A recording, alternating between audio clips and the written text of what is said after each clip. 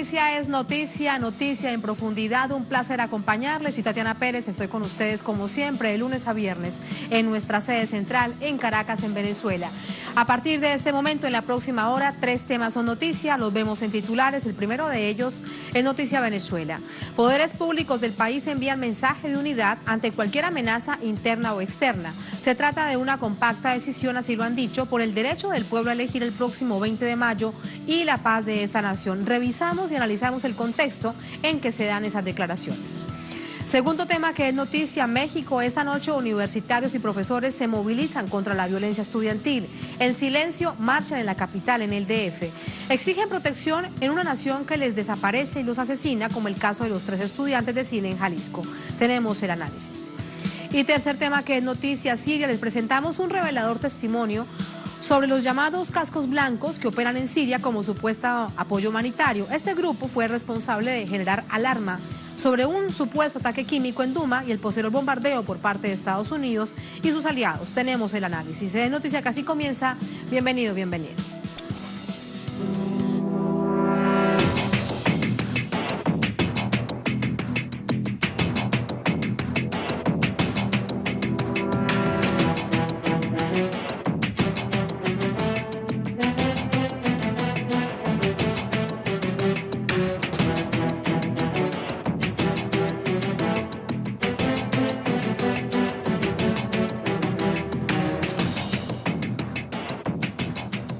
En Noticia Venezuela, este viernes los representantes de los poderes públicos del país anunciaron nuevas medidas para reforzar la unidad de la institucionalidad del Estado ante las crecientes amenazas que desde el exterior se anuncian contra el gobierno y el pueblo. Tras una reunión, el jefe de Estado, Nicolás Maduro, informó además sobre un plan para el combate de la corrupción, las mafias y las bandas criminales que operan en Venezuela. Aquí los detalles.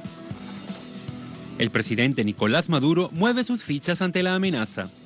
En una comparecencia ante los medios, informó de un nuevo conjunto de decisiones para enfrentar los delitos económicos con miras a derrotar la corrupción, las mafias y las bandas criminales en el país. En primer lugar, hemos revisado las acciones de lucha contra corrupción de las últimas semanas. Sobre todo lo que tiene que ver en la lucha contra las mafias criminales de la economía, que han afectado tanto la vida de nuestro pueblo. Los avances, la necesidad de profundizarlas, ¿no? Todo el proceso de investigación, acción contra las bandas y mafias criminales, la operación Manos de Papel y el éxito absoluto que han tenido, y la necesidad de profundizarlas y continuarlas. La medida es continuación de la exitosa operación Manos de Papel que desde mediados de abril implementó el alto gobierno para combatir el contrabando de extracción de papel moneda y la progresiva instalación de un sistema financiero paralelo que debilita la moneda nacional. Estrategia que incluyó la intervención esta semana de uno de los bancos privados más grandes del país, presuntamente comprometido con el proyecto sedicioso. Maduro explicó que el plan será conducido conjuntamente por la Presidencia de la República, la Asamblea Nacional Constituyente, el Tribunal Supremo de Justicia y el Ministerio Público. Y será un esfuerzo de largo plazo para desmontar las causas estructurales de la corrupción, que incluirá además la creación de un nuevo sistema penitenciario. Más temprano, el presidente se reunió con altos dignatarios de los poderes públicos en el Salón Néstor Kirchner del Palacio de Gobierno para delinear las medidas de protección de la soberanía nacional de cara a los comicios del 20 de mayo. También hemos hablado de un punto clave y hemos acordado la mayor unión del Estado venezolano, constitucional y legítimo, para la defensa de la soberanía nacional y el derecho del pueblo a ejercer la voluntad y la soberanía popular en elecciones del 20 de mayo. El Estado venezolano está compacto, cohesionado y decidido a hacer valer el derecho del pueblo venezolano a acudir a las elecciones en paz, en tranquilidad. Estas medidas se dan en el contexto de nuevas amenazas internacionales contra Venezuela. Este jueves, en medio de un entramado de medidas antivenezolanas, el secretario general de la OEA, Luis Almagro, avaló la sentencia del supuesto Tribunal Supremo en el exilio de destituir al presidente Nicolás Maduro. Esta instancia, que cuenta con el respaldo de los medios corporativos, ha emitido una secuencia de decisiones que configuran precedentes para una intervención en Venezuela durante la elección presidencial y coincide con la estrategia aplicada por Estados Unidos a Libia y Siria en años recientes. La incapacidad del Tribunal Fantasma para ejecutar sus decisiones quedó demostrada en octubre de 2017 cuando ordenó la disolución de la Asamblea Nacional Constituyente, que hoy continúa ejerciendo sus funciones constitucionales, lo que demuestra que se trata de un personaje del juego político comunicacional concebido exclusivamente para derrocar al gobierno venezolano. Y es un contexto en el que se da a solo 3 semanas de las elecciones presidenciales en Venezuela. De eso nos cuenta Madeleine García. Hola Madeleine, buenas noches. Hola, muy buenas noches, Tatiana. Pues sí, quedan 13 días para el cierre de campaña electoral y 15 días para las elecciones presidenciales, que son el 20 de mayo, es decir, dentro de 3 domingos. Y hay que recordarlo, son 5 candidatos que se medirán este día. El presidente y candidato a la reelección, Nicolás Maduro, por el Frente Amplio Patriótico, es decir, las fuerzas revolucionarias, y 4 candidatos de la oposición. 2 figuran en las encuestas, está Henry Falcón y también Javier Bertucci. Javier Bertucci es un candidato independiente y Henry Falcón lo apoyan algunos partidos de oposición sabes que ahí hubo una división de los partidos políticos. Una parte de la oposición decidió no participar. Estos partidos políticos, que son los más tradicionales, que son Acción Democrática, Un Nuevo Tiempo, Primero Justicia y Voluntad Popular, dijeron no y están llamando a la abstención.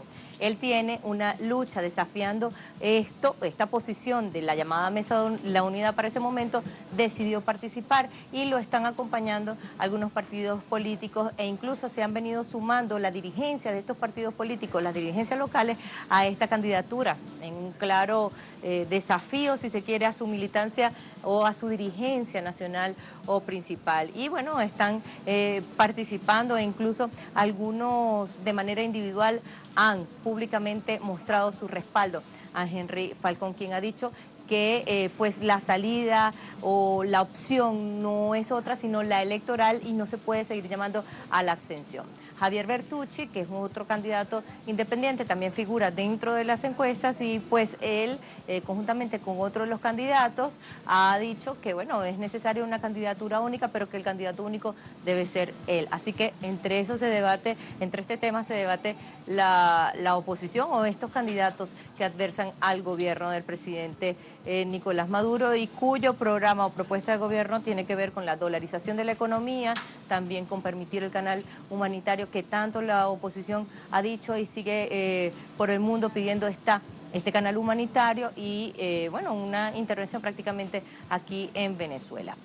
Ahora, ¿qué es lo que va a suceder lo más inmediato el domingo? Pues este domingo 6 de mayo el Consejo Nacional Electoral convocó a una jornada de ejercicio para estos comicios del 20 de mayo, y todos los partidos políticos, estos candidatos han llamado también a su militancia a participar en este simulacro electoral que será el 6 de mayo, este domingo.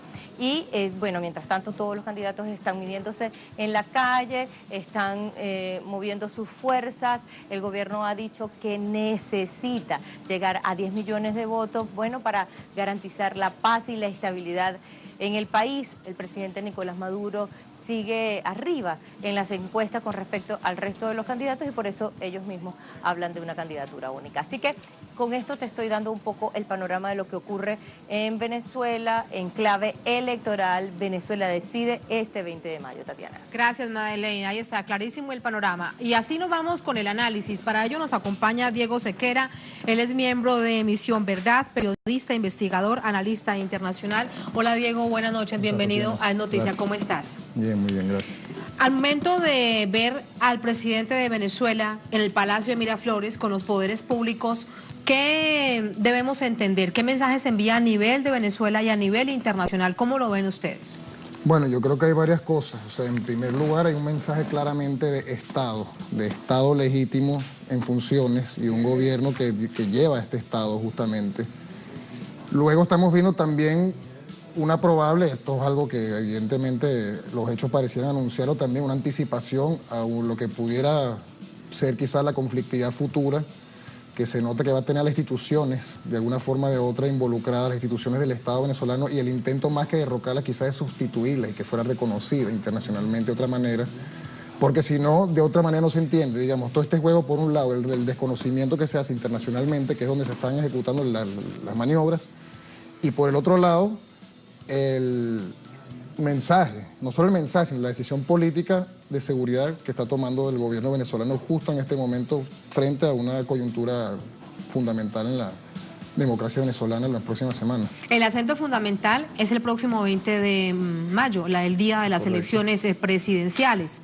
No lo dicen, digamos así, es un asunto mucho más genérico, pero allí sí debemos hacer el acento. Y tiene esto que ver con el no reconocimiento, por ejemplo, del gobierno de Chile o lo que ha dicho la canciller de la Unión Europea. Todos esos escarceos deben, llamémoslo escarceos, pues todavía digamos que no hay algo unificado, pero todos estos movimientos deben considerarse como aproximaciones a lo que pudiera venirse una vez que se ejecuten las elecciones y probablemente, como parecía indicar las encuestas, gane el presidente Nicolás Maduro de nuevo. En esa dirección está muy claro que el tipo de disrupción que necesita imponerse es algo que debe ir en contra de la legitimidad, en contra del ejercicio legítimo, pero por lo tanto el asunto es, la gran pregunta es que a diferencia del año pasado, en los cuales hubieron meses de violencia, antes de llegar a la elección de la constituyente, que además fue motivo ya de la convocatoria del poder constituyente originario, hubo esa carga de violencia, ¿por qué no la hay ahora? O sea, esa clase de ausencias son importantes de analizar en contextos como este, puesto que ya hemos visto que el tacticismo del año pasado iba en escalada como tratar de arrinconar el gobierno de esa manera. La violencia está en otra arista, en el bolsillo del pueblo venezolano. Esa es una de ellas, y esa violencia tiene un nombre que es sanciones económicas, que quizás es el arma de destrucción masiva más eficaz que ha tenido el imperio, los imperios, porque además no solo es nueva, digamos a lo largo de la historia. Es la más destructiva, la más agresiva y en cierto sentido la más barata en comparación con operaciones militares. Ahora bien, eso es una primera etapa del asunto. Luego tenemos la intoxicación con una cantidad de operaciones informativas de toda naturaleza. Luego tenemos la porosidad de la frontera junto a un vecino altamente conflictivo y altamente subordinado a la política militar, a la política exterior norteamericana, justo en este momento, en un momento en que entra al Consejo Nacional de Seguridad de los Estados Unidos, una de las figuras probablemente más peligrosas y belicistas, sí, que haya registrado la Casa Blanca en 30 años, 40 años. Claro, eso es parte de la situación que hay que revisarla en todo su conjunto. Entonces sí, o sea, quiere decir... Pero volviendo a nivel interno, la presidenta de la Asamblea Nacional Constituyente lo dejaba bastante claro, ante las amenazas internas y las externas, pero sobre las amenazas internas, ¿qué podrá hacer en este momento el intento de desestabilización? Los operadores que habíamos visto, por ejemplo, acompañando al Grupo de Lima o en República Dominicana, ya no están visibles. Entonces, ¿qué amenazas internas hay en este momento sobre lo cual hay que estar muy, muy atento? Bueno, sabes que hay varios planos de acción y uno de ellos tiene que ver justamente con lo que puede ocurrir de nuevo. Tenemos que recurrir a la frontera y a la violencia armada y a los peligros de algún tipo de operación de naturaleza terrorista que force, digamos, Pero todo parece indicar que en los días por venir está todo muy tranquilo. Las autoridades militares lo han dicho y no habrían razones para pensar lo contrario. Precisamente, o sea, eso, por ejemplo, claro, o sea, evidentemente uno no puede tomar de gratis la opinión de las autoridades militares, o sea, ellos saben muy bien qué es lo que están diciendo, sin embargo, la impredictibilidad también es un factor con el que se maneja y que seguramente ellos mismos lo manejan, ¿no? En todo caso, hay que tomar en cuenta un detalle fundamental. Latinoamérica, no solo Venezuela, siempre ha sido el laboratorio de lo que se va a aplicar en el mundo después, en materia de intervención, en materia de prácticas militares, en materia de recolonización de un territorio, en materia de prácticas de imponer justamente los capitales concentrados. Es decir, o sea, lo podemos registrar desde los 60, cuando Colombia moldeó a Vietnam, y luego Vietnam se perfeccionó en Centroamérica, y Centroamérica luego se desplaza a su vez, sin embargo el mismo modelo hacia los Balcanes, de los Balcanes adquiere una experiencia nueva, y tenemos luego otra clase de conflicto, donde entran directamente redes sociales y medios y revolución de colores, otra clase de experiencia, y todo eso acumulado, pero que tiene como eje central a Centroamérica, se aplicó en Siria después. Entonces, ¿qué hay de nuevo ahora? Es esa clase de pregunta que uno debe hacerse. ¿Qué hay de nuevo operando ahora?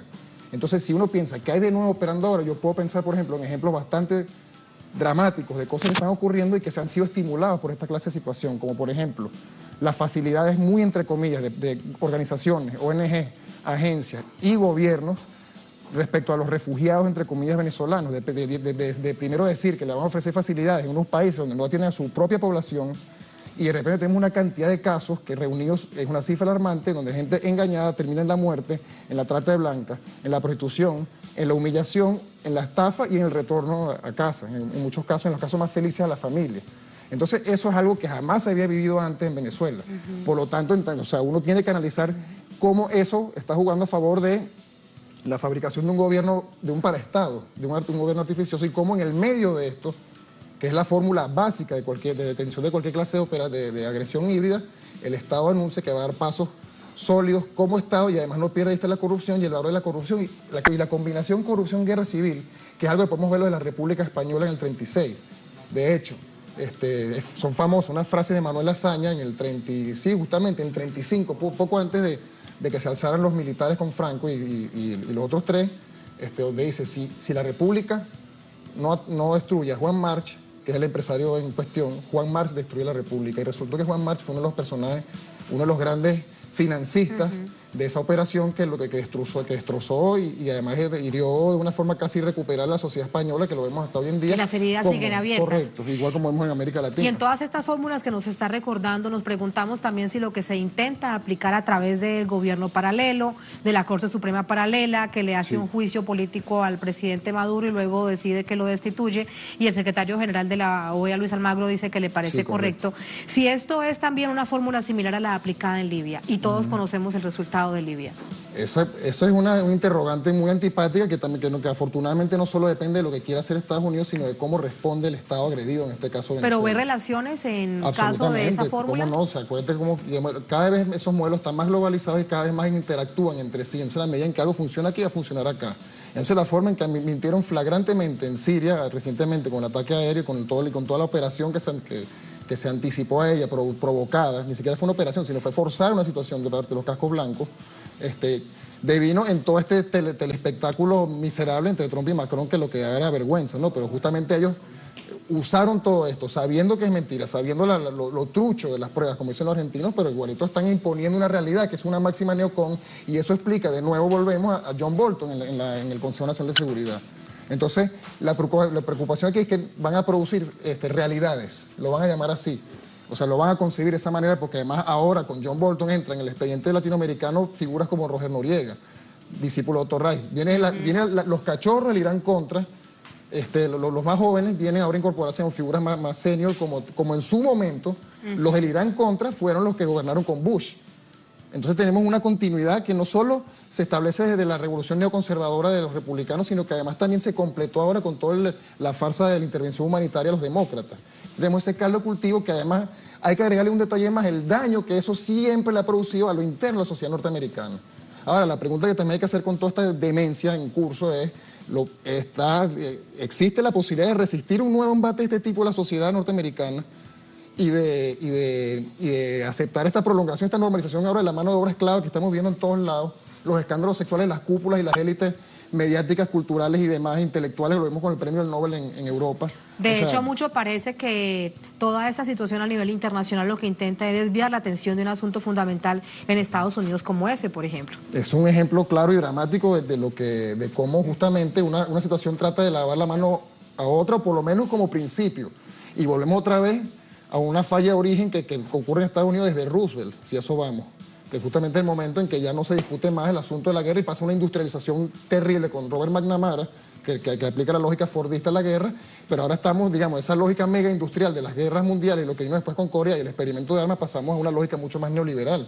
Entonces, para eso tú contratas mercenarios, te haces aliados con el AMPA, te haces aliado con los crímenes organizados transnacional, con el narcotráfico para poder financiarlo, le das armas incluso a tu enemigo si es necesario y fabrica esta clase de cosas. Y para poder también complementar esto, podemos recordar lo que pasó en los 90 en los Estados Unidos, que hay una proporción directa entre la venta de cocaína de los contras y la epidemia de crack en el sur de Los Ángeles.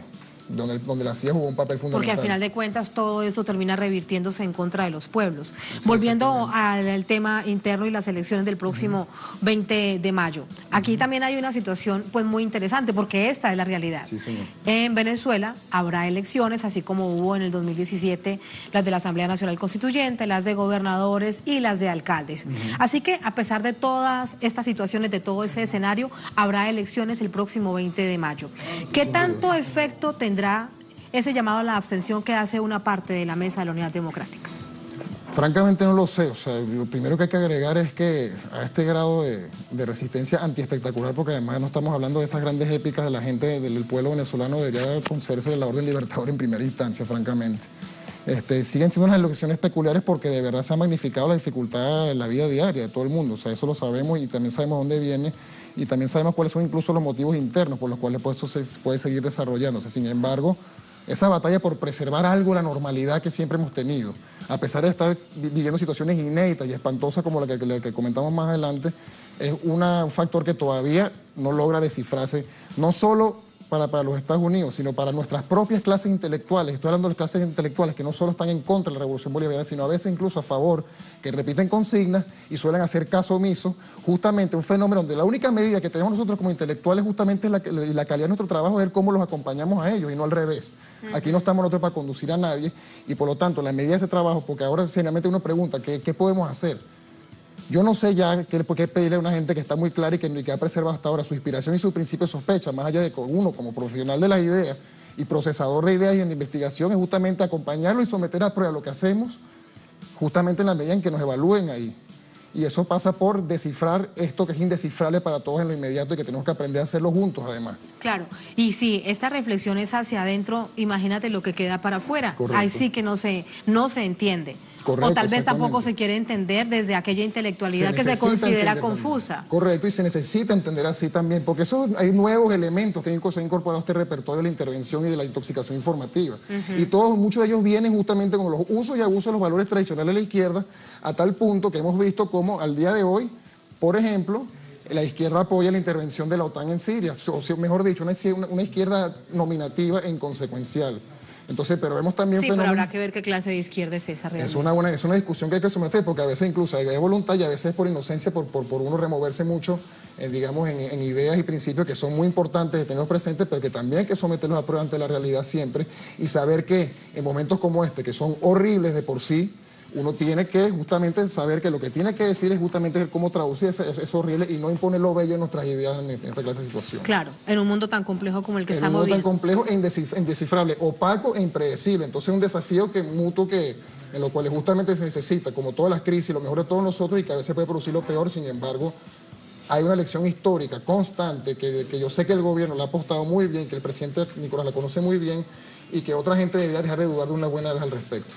Y que hay tanto nivel de resistencia, creo que esa podría ser una conclusión. O sea, no es una resistencia espectacular de armas y de guerrillas, sino estamos hablando de una antifragilidad, de una resiliencia ante una cotidianidad que nos la quieren hacer cada vez más cruel. Muchas gracias por ese análisis. Un placer y buenas noches. Gracias.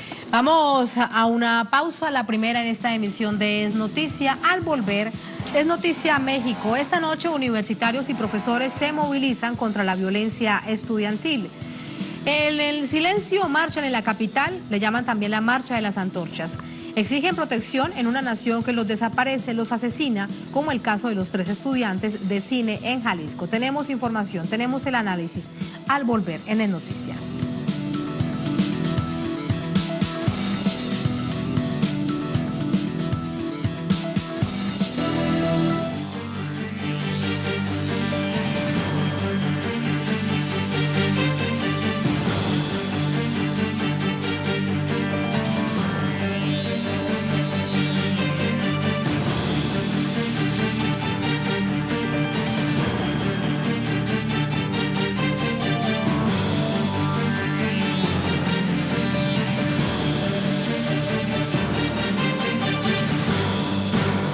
La juventud mexicana expresa en las calles su descontento, su deseo de paz y exige al Ejecutivo acciones inmediatas para frenar y erradicar la violencia que amenaza especialmente a este importante sector de la población.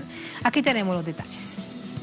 Cientos de jóvenes y profesores universitarios encabezaron este viernes una marcha silenciosa en la Ciudad de México para manifestar su preocupación por la escalada de violencia y desapariciones que aseguran representan una grave amenaza para la juventud del país.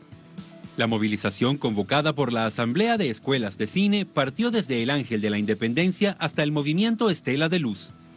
Se suma así a las decenas de protestas que se han generado en diversos estados para exigir justicia en el caso de los 3 estudiantes de cine que habrían sido asesinados y sobre el que ahora el Instituto Forense de Jalisco manifiesta no tener suficientes pruebas para confirmar la causa de la muerte.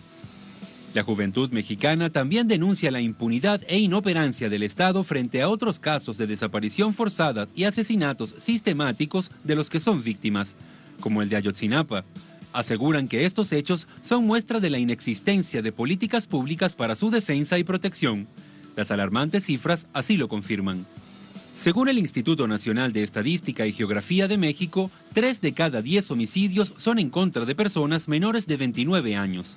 Además, la cifra de víctimas registradas en los ministerios públicos de los 32 estados del país revelan que el número de jóvenes asesinados entre 15 y 24 años aumentó 193.5% en el año 2016 respecto a 2007. Durante este lapso fueron asesinados 46.754 jóvenes, principalmente armas punzocortantes o de fuego, por golpes, ahogados o quemados, entre otras modalidades. Los desenlaces de unos pocos casos dan cuenta de que los jóvenes son víctimas de la lucha entre grupos del crimen organizado en México que juegan un papel determinante en las más de 30.000 desapariciones en la última década. Más información a esta hora de Ciudad de México con Eduardo Martínez. Eduardo, muy buenas noches. Finalizó ya la jornada. Veo detrás de ti que parece que sí. Te pido por favor que nos cuentes qué ha pasado, con qué testimonios te has encontrado. Muy buenas noches. ¿Qué tal, Tatiana? Un gusto saludarte. Pues la lluvia dispersó la pequeña movilización que convocaron estas escuelas de cine y también las universidades. Aquí estuvieron presentes en la movilización cineastas que dieron su apoyo a los jóvenes estudiantes y quienes les dijeron que no deben detenerse ante la ola de violencia que está afectando, como ya bien lo informaron en la nota que me precedió, a los jóvenes de este país. Y es que, Tatiana, en lo que va desde 2014, de enero de 2014 a 2018, cerca de 13.800 jóvenes de entre 15 y 29 años han desaparecido en territorio mexicano. Y ahora este asesinato de los 3 jóvenes estudiantes de cine pues se suma a los otros casos que han permanecido en la impunidad, pues no podemos olvidar la desaparición forzada de 43 estudiantes de la Escuela Normal Rural de Ayotzinapa y otros muchos casos que se han quedado también en el anonimato y a la espera de ser esclarecidos en los escritorios de los ministerios públicos. Tatiana, el llamado en esta movilización silenciosa hasta el final, que llegaron a la Estela de Luz, fue que se detenga la llamada guerra contra el narcotráfico, que se eche atrás la ley de seguridad interior que criminaliza la protesta social y a los jóvenes, y también se demandó al gobierno que se ponga atención para garantizar la seguridad de quienes se dedican no solamente a las actividades de cine, sino también a todos los jóvenes y a la población en general. Eduardo, y antes de despedirte, hay mucha confusión, hay distintas hipótesis, escuchamos de un lado y de otro sobre un punto específico que también tenía mucho que ver con la movilización de esta noche.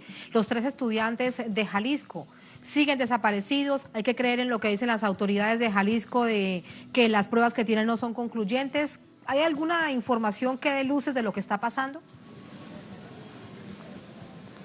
Tatiana, lo que hay hasta este momento son las 2 versiones que hemos venido reportando. Por un lado, la conferencia de prensa que dio la Fiscalía General del Estado de Jalisco el 23 de abril, donde señalaba que estos jóvenes habrían sido asesinados y después sus cuerpos habrían sido disueltos en ácido sulfúrico. Esa fue la conclusión a la que llegaron los investigadores de la Fiscalía General de Jalisco cuando detuvieron a 2 personas involucradas en estos hechos violentos. Sin embargo, el día de ayer, el director del Instituto Jalisciense de Ciencias Forenses daba una conferencia de prensa en la que señalaba justamente que hasta este momento no se podía decir si estos jóvenes habrían sido disueltos en ácido sulfúrico, como lo había dicho la Fiscalía. Y es que el ácido sulfúrico, según dijo el director de este instituto forense, es un material muy corrosivo lo cual habría también podido destruir cualquier partícula de ADN, y es por eso que hasta este momento no se ha podido determinar de manera genética y científica que los jóvenes pudieron haber sido asesinados y después sus cuerpos diluidos en este material químico. Por otro lado, ya las voces de los familiares, de los padres de las víctimas, han señalado que no confían en las investigaciones que está realizando la Fiscalía Estatal y han pedido que se realicen los estudios necesarios para que puedan determinar cuál fue el destino último que tuvieron estos 3 muchachos.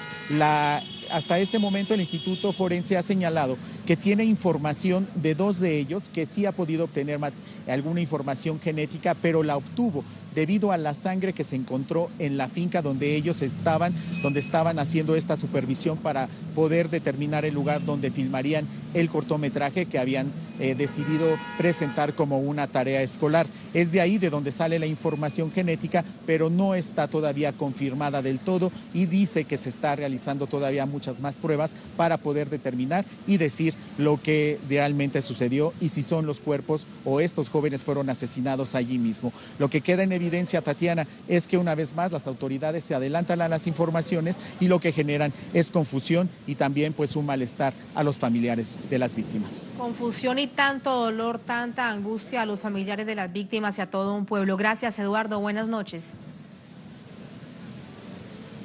Buenas noches. Muy buenas noches. Vamos así con el análisis. Para ello nos acompaña la doctora Victoria Unzueta. Ella es politóloga, experta en seguridad, también está desde México. Doctora Unzueta, buenas noches, bienvenida a Es Noticia de Telesur.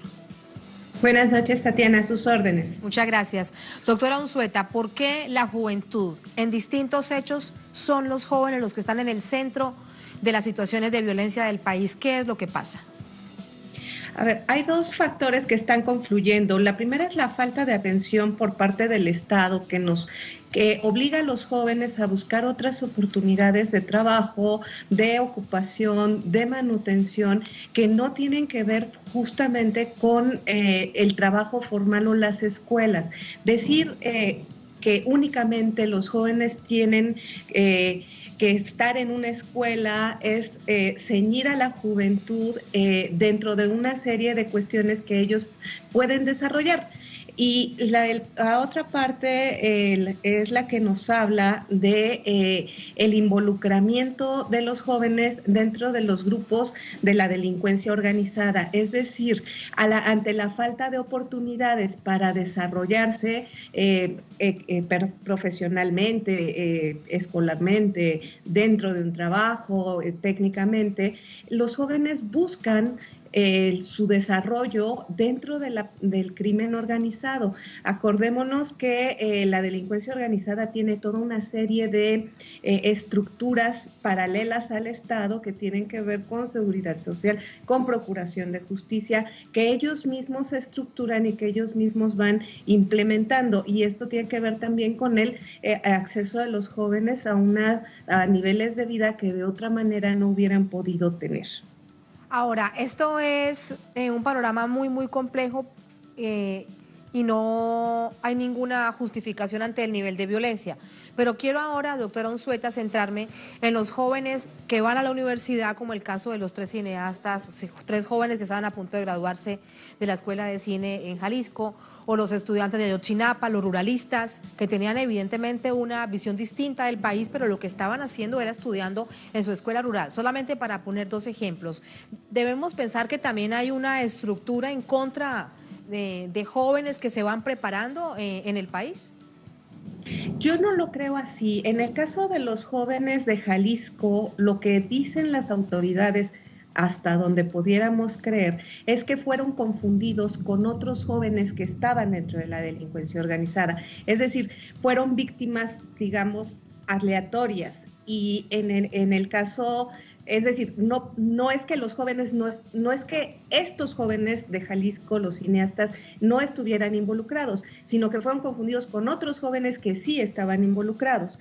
Y en el caso de los jóvenes de Ayotzinapa, recordemos que la situación en el estado de Guerrero es mucho más compleja, es mucho más dominación territorial de la delincuencia organizada es mucho más fuerte en el estado de Jalisco, y esto nos puede hablar incluso no de un involucramiento directo de los jóvenes de la normal rural, pero sí de una convivencia con los grupos delincuenciales. Son dos situaciones, yo creo que diferentes, y no habría que confundirlas. Sin embargo, sí hay una situación de violencia generalizada en contra de los jóvenes, y esto se ha visto no solo con los jóvenes de los cineastas, los de Ayotzinapa. Tenemos también las marchas contra la violencia en la UNAM, en el Politécnico, en diversas escuelas de nivel superior que han tenido acontecimientos fuertes de violación a derechos humanos y de violencia en contra de sus integrantes, que nos habla ya de una situación que es poco sostenible dentro de nuestro país. Ese poco sostenible, ¿cómo lo percibirán realmente las autoridades? Uno se pregunta, ante este panorama tan doloroso, sobre todo para tantas y tantas familias, para la sociedad en general, ¿qué pasa con las políticas públicas de protección a la juventud, a la adolescencia, a los estudiantes, al futuro del país? Esta es una buena pregunta. A pesar de que los jóvenes y los niños se han situado dentro del discurso oficial como una parte central dentro de las políticas públicas, esto no se ve reflejado. Por ejemplo, tenemos un instituto de la juventud a nivel nacional que no tiene la facultad de coordinar todas las políticas públicas de todos los estados, que no tiene el presupuesto suficiente, que se dedica básicamente a hacer eventos deportivos, eventos de difusión, que no tienen que ver propiamente con una política pública de protección. Y en el caso de los niños tenemos ya un sistema de protección a la infancia formalmente constituido, etcétera, pero que no tiene un peso de presupuesto. Entonces, si estas instituciones no están respaldadas con la importancia a nivel de estructura institucional, de diseño institucional y con el presupuesto suficiente, lo que nos están diciendo las autoridades es que realmente no están en el centro de las preocupaciones, de sus preocupaciones como gobierno ni federal ni de los estados. Claro, con eso que usted nos está explicando, pues queda bastante claro. Ahora, eso también hay que centrarlo en el asunto político electoral como tal. Hay un debate nacional, en particular de los candidatos a la presidencia, de otros aspirantes a gobiernos locales en un momento tan complicado para el país. Hay elecciones presidenciales y, bueno, generales el próximo julio.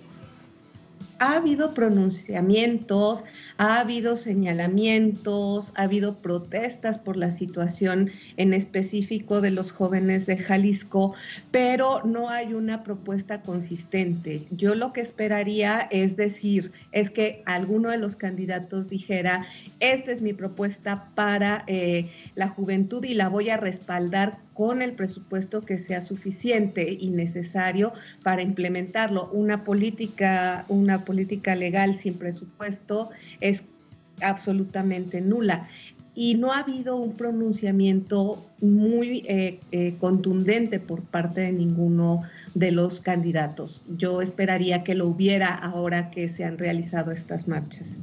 Muchas gracias, doctora Unzueta, por ese análisis. Un placer, muy buenas noches. Muy buenas noches, gracias a ustedes. Muchísimas gracias. Todo esto, evidentemente, en clave electoral. El próximo mes de julio hay elecciones presidenciales en esta nación latinoamericana. Así nos vamos a la segunda, última pausa en esta emisión de Es Noticia. Al volver, en Noticia Siria, les presentamos un revelador testimonio sobre los llamados cascos blancos que operan como en Siria de apoyo humanitario. Este grupo fue el responsable de generar la alarma sobre un ataque químico en Duma y el posterior bombardeo por parte de Estados Unidos y sus aliados. Tenemos más información, tenemos los detalles al volver, aquí en Es Noticia.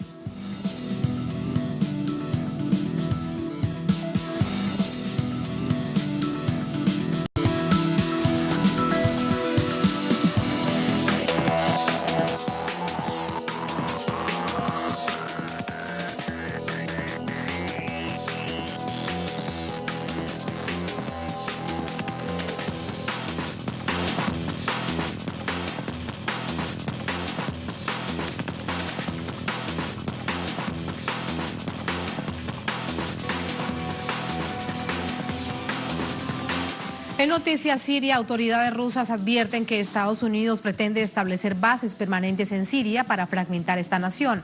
Al menos 20 centros militares estarían operando solo al norte del país. El control territorial por las riquezas naturales y el valor geopolítico de la región formarían parte de sus objetivos. Revisamos. Estados Unidos tiene el firme propósito de lograr una división territorial en Siria. Así lo afirmó el canciller ruso Sergei Lavrov.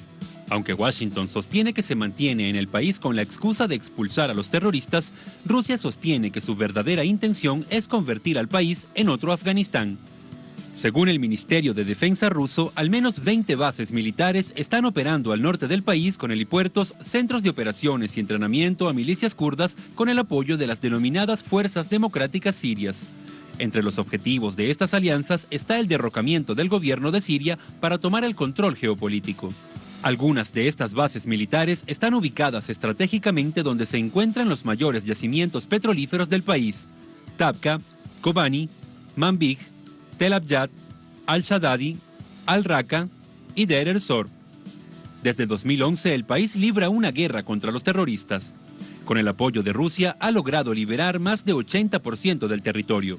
Sin embargo, autoridades sirias han denunciado reiteradamente que el gobierno de Estados Unidos apoya a través de logística y finanzas a estos grupos terroristas. Además, mantiene su plan invasor sobre la nación árabe. El pasado 14 de abril lanzó un ataque con misiles contra Siria con el apoyo de Reino Unido y Francia, con la excusa de un supuesto ataque químico en la ciudad de Douma en Guta Oriental. Hasta la fecha, la Organización para la Prohibición de las Armas Químicas no confirma el presunto incidente. A propósito, desde Washington, nuestra corresponsal Alina Duarte nos ofrece su conversación con Carla Ortiz, actriz boliviana radicada en México, que llegó hasta el corazón de una sede de los cascos blancos en Siria, supuestos activistas humanitarios que generaron la alerta sobre un ataque químico en Douma. ¿Quiénes son realmente los cascos blancos? Vamos a ver ese testimonio. Hola, ¿qué tal? Muy buenas noches, Tatiana. Así es, el día de hoy nos encontramos con la actriz Carla Ortiz. Carla, primero, muchísimas gracias por estar con nosotros. No, muchísimas gracias a ustedes por tenerme y por siempre tratar de brindarle a la gente la noticia alternativa. Carla, durante el último año y medio tú has estado en varias ciudades en Siria, presenciando varios de los momentos más difíciles en cuanto a estas batallas en distintas regiones. Tú estuviste en este país en pasados días, el pasado 7 de abril, que se hablaba de este ataque, este presunto ataque químico que se suscitaría en Guta Oriental, lo cual llevaría al presidente Donald Trump y sus aliados a atacar Siria la noche del 13 de abril. Pero tú estuviste después en este lugar, tú has estado en varias ciudades. Cuéntame, ¿qué pudiste ver sobre todo este tema, este video que tú has compartido? ¿Qué son los cascos blancos y qué has encontrado ahí? Mira, en realidad todo esto empieza porque he estado este año y medio en Siria y porque dentro de la desesperación, creo yo, en el mundo occidental de poder encontrar héroes, aparecen estos cascos blancos que son considerados como tal en América Latina y en el mundo occidental en general, pero en realidad ellos han sido fundados por una persona de la inteligencia de Inglaterra y han recibido cerca casi de $500 millones entre Estados Unidos y todos los demás aliados y lamentablemente han servido de alguna manera un poquitito más como ayuda a empujar todo lo que es la política exterior de nuestros países del mundo occidental. Entonces, cuando yo estaba allá, yo quería también entrevistarlos, porque en un momento dentro de la idea romántica creía que de repente había gente buena de estas que realmente están ayudando a la gente, porque cuando caminas en Siria, los sirios se ayudan entre todos. Ellos siempre están, hay un ataque terrorista y se ponen entre ellos, todos saben dar ayuda, ¿me entiendes?, de primera mano. Pero lo más duro de todo esto es que cuando yo llego justamente y presencio la batalla de Alepo, la gente me decía que los cascos blancos, primero no sabían quiénes eran los cascos blancos como nosotros los conocemos. Cuando les empiezo a mostrar su página web y empiezo a mostrarles sus páginas de Facebook y las fotos de ellos, me dijeron, oye, espérate, ellos son terroristas. No, son terroristas. Estos son los que nos privaban de comida, nos privaban de medicina, y ellos empezaron a contarme que ellos no atendían nunca a los civiles y que en realidad ellos estaban ahí para atender a los militantes y a los grupos armados, que son los grupos yihadistas o extremistas que están peleando adentro de Siria. y que además no solamente que trabajaban juntos, pero eran parte como de una misma congregación. De hecho, ellos les llaman casco blanco de día, bombero de día y terrorista de noche, terrorista armado de noche. Y en medio de esto, obviamente, empecé nuevas investigaciones basadas también en investigaciones de otros reporteros que estuvieron allá, y tuve la oportunidad de estar en la base de los cascos blancos, que lo colgué en mis redes sociales justamente para que vean que no solamente habían tomado una escuela también, y ellos operaban desde una escuela en Siria, y que esta escuela está al frente de otra escuela que es la base militar del grupo Al-Nusra, que es Al-Qaeda en Siria, y que además tenían las banderas de Al-Nusra, de Al-Qaeda, en la sala de ellos, en su comedor, y que están estas banderas ahí, como también stickers y calcomanías del grupo ISIS.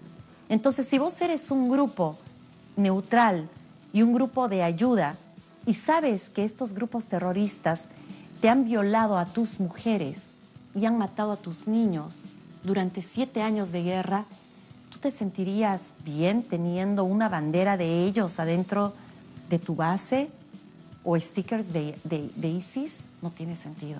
Carla, pero lo que tú me estás comentando va en contra de todo lo que trata de difundir los medios internacionales, las grandes corporaciones mediáticas. ¿Qué tan difícil para ti ha sido tratar de mostrar esto que has difundido?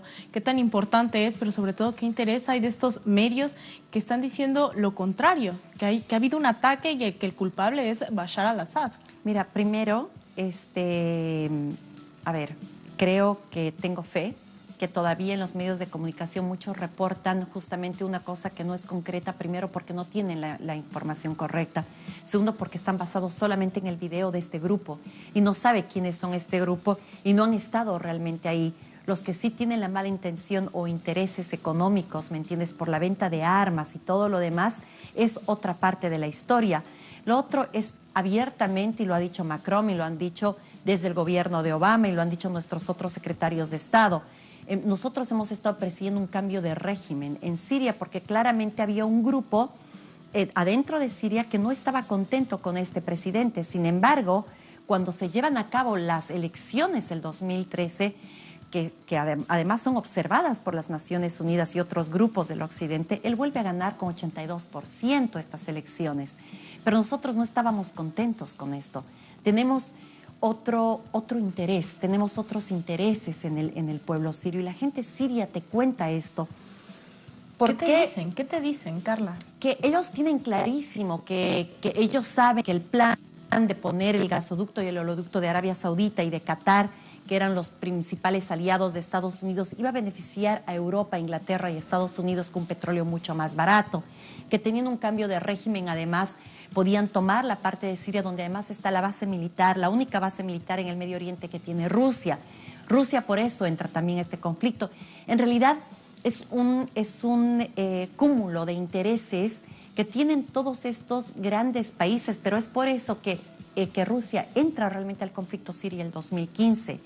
Pero la gente sabe que estos terroristas y estos grupos armados no son ni siquiera sirios, que son mercenarios contratados y entrenados en el extranjero. Nosotros tenemos pruebas con nuestros videos de estos grupos que vienen entrenando en la frontera con Turquía y con Israel y que luego pasan y cruzan a Siria.